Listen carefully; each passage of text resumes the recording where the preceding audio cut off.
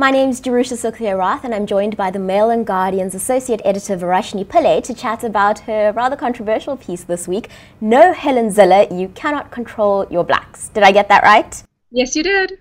So people either love you or hate you this week.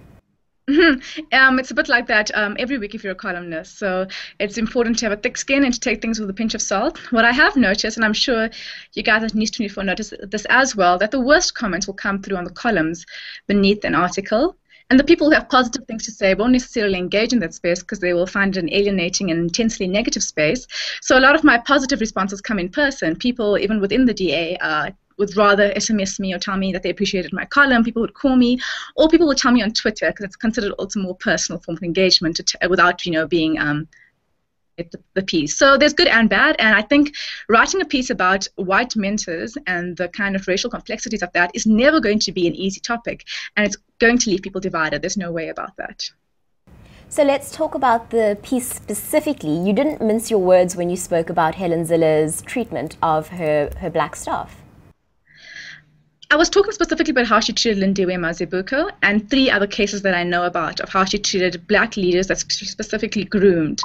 And there seems to be a trend with Helen. Now, I've engaged with Helen for many years, since I was a reporter at News 24. And she is a wonderful woman. She's a very strong woman, and she's grown the party enormously.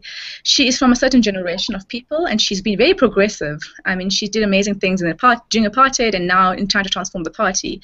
However, her treatment of like now 4 black leaders that she mentored and then froze out is manipulation that sees her react very badly when people criticize her, when people criticize her decisions, when people choose to think independently of her. I don't think that Helen really reacts very well to that. And I've seen that in my relationship with her, and other journalists have seen it as well. Helen does not take kindly to criticism or to defiance, and I think she's at a point where she is basically beyond reproach. No one can really tell her she's been wrong and she needs to stop doing something. And you can see this in her tweets. Her closest advisors have told her to stop tweeting. It's damaging for the party and her brand. She refuses to listen to them. And for me, that's concerning. Now, you also weren't satisfied with her response to the Sunday Times article. For you, it was just an issue of semantics. Absolutely. So she said, I never said I made Lindiwe, and I never said I saved her. And then she goes to say on the record, I worked harder for her than anyone else in my career, implying that she's really, very responsible for her success. And then she goes on to say, I stepped in to take responsibility when she made several mistakes. And then in the Mail and Guardian this week, we did an interview with her, and Helen tells us that Lindiwe, so in the Sunday Times article, there was a claim that Helen said she was incompetent. Now, Helen said, I never said she was incompetent. But then she comes out and tells the Mail and Guardian this week on the record that Lindiwe made some serious and concerning mistakes while she was parliamentary leader. Now, we know that Lindiwe had a reputation for being haughty, for being arrogant, for alienating people, but we hadn't heard she had made so many concerning mistakes. There was, of course, the big confusion on the Employment Equity Bill, Amendment Bill, and how the voting around that and the discussion the DA was very wrong. That was one issue. But serious mistakes. She described 4 of them. We then went and spoke to the chairperson of the caucus, Wilmot James, and he said, no, those were not serious mistakes, and he explained each and every one of them. So what I'm concerned about here is that Helen has now taken to telling people that Lindiwe was basically incompetent without using that word, and that is disingenuous. Verashni, you wrote specifically about Zille and Mazibuko in this instance, but your piece does allude to a much bigger issue in the country. Absolutely, Jerusha. I think what really struck me about that piece is that how Helen didn't seem to realize what she was saying and how damaging it would come across to the black elect. People of color, particularly black people, African people, come up against so much visible and invisible barriers in the workplace. And now I know why people love to say, oh, but they have affirmative action. Everything's fine. What are they complaining about? They've been given it's fed on a silver platter to them. But there is so many barriers and obstacles, and a couple of people I know in my social networks were saying this is typical. If a white person has to kind of go, sorry, Helen, I'm doing my own thing, you won't see the same backlash. But when a black person turns down mentorship or thinks independently or takes their own path, there's a bigger sense of you have failed me, you have failed the organization.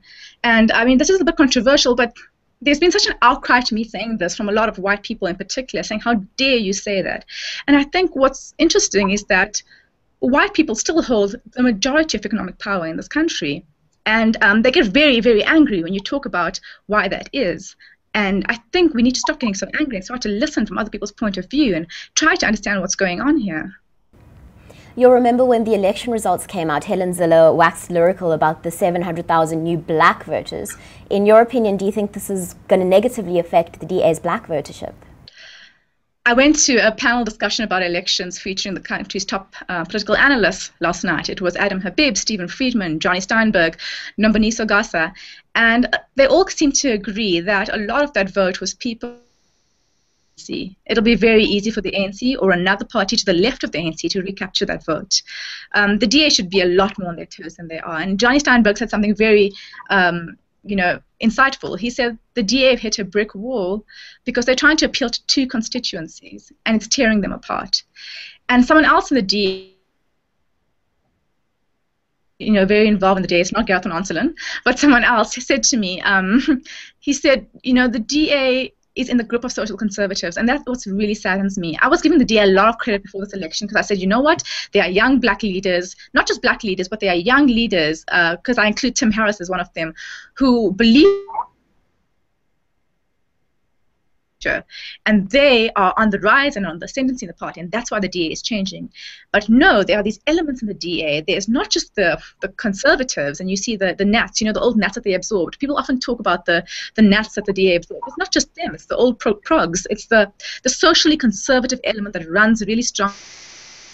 Base is. So if a small percentage of your support is now coming from black people, it's not enough. You still want that support. And they are just holding the DA in a grip and not allowing it to change. And Helen is enthralled by those people, I think, too much. And she's seen one of her best black leaders leaving. And that is really sad for the future of the party. And it shows that the social conservative power. You've touched on this before, but let's just get straight into it. A lot of people are saying this is typical Verashni anti-DA vitriol, that's a quote, and that you are basically just against Helen Zille. Do you want to address this? I think that's very interesting because I get accused so often of being a secret DA supporter. When I write critical articles about the EFF or the ANC, I get told that I'm a DA spy, I'm an embedded DA journalist. So that's par for the course. I get this all the time. I wish I could keep track of all my different identities and who I work for and who I'm secretly paid by. I'd be such a rich person by now. I actually wrote a very controversial personal blog before the elections, basically almost encouraging people to vote DA, because I said, you know what, we need to give the ANC a wake-up call, and voting for the official opposition is the best way to do that. And I said, again, rise, I have a lot of hope, a lot of, in people like them, in people like Lindiwe, like Musi, not just the black leaders, but the younger people in the DA. And now I'm seeing that actually they don't have as much power as we thought they had. So it's not as complex. It's not as simple as saying I'm anti-DA or I'm pro-ANC. I mean, I don't actually know what they're even trying to say. I've written articles about NUMSA where everyone said, well, you're clearly a raving socialist. So and I'm not. If anyone who knows me knows that I'm not a raging socialist. So you have to write about your subject. When you do, and empathy often involves criticizing it, having to get in there and say, this is what's wrong with what you're doing, or this is what's right. And when you do that with such passion, people think it belies a certain loyalty on your part, when really it belies what every journalist should have, which is empathy for their subject matter. Well, Verashni, thanks for making us think this week. If anything, I think it's got the country talking. Thank you so much, Jerusha. Thanks for having me.